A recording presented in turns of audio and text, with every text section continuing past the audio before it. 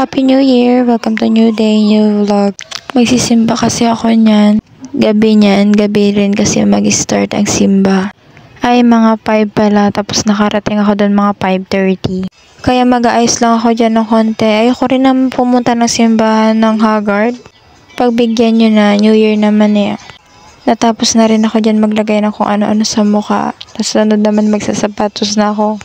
Panis, naka-Gucci pa yan. Enjoy lang natin ang buhay. Alam kong ang iba dyan sa inyo, wala din namang handa, hindi masaya, hindi buo pamilya. Tapos yung iba may sakit pa.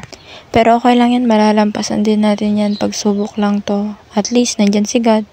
Pagtapos ko pala magsapatos, nagsuklay na ako, nagpatoyo ng buhok kasi ipapaplansya ko kay mama. Ngayong New Year, kahit wala kaming ganap, masaya ako. Kahit wala dito si kuya.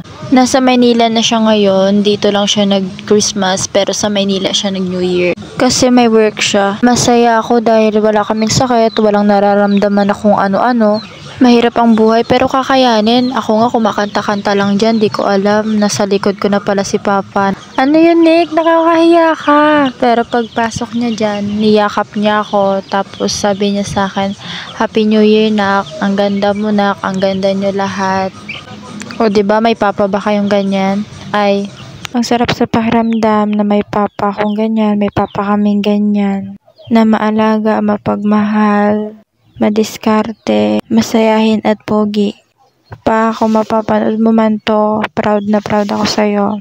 Ayan guys, tapos na malapit na pala ako dito matapos pinaplansya ko na kay mama. Ang sarap din sa pakiramdam na may mama. Yung tipong maya-maya inaayusan ka. Magkaiba talaga kasi mag-alaga ang papa at mama. Pero thankful ako dahil meron akong sila. Proud na proud ako sa'yo, mama. Thank you. Sana lagi lang tayong ganito. Lagi lang tayong masaya kahit sobrang dami nating problema sa buhay. Alam ko hindi naman tayo yung pinaka mahirap talaga. Hanggang dito na lang. Bye!